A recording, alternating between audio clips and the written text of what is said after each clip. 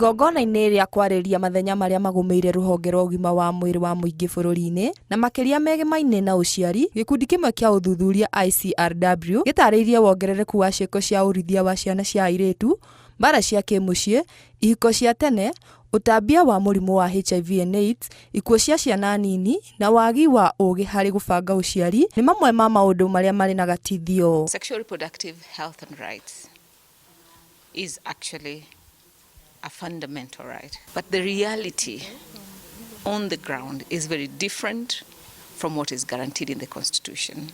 Both women and men, although women more disproportionately, are not able to realize their sexual reproductive health and rights. Matarĩirie gĩthomo kĩa ũgima wa mwĩrĩ nĩ gĩa bata kũrĩ mũingĩ, makĩria kũrĩ arĩa makoragwo mahinyĩrĩrĩkĩte na kũriganĩra matũũra-inĩ. And some of the marginalized groups that I highlighted were adolescents and persons with disabilities.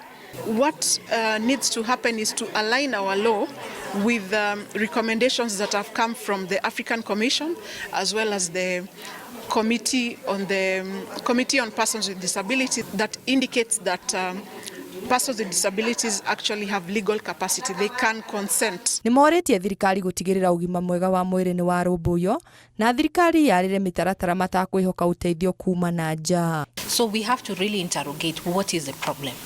Then having understood the problem, what then can the private sector offer from its own strengths, from its own way of work to the public sector?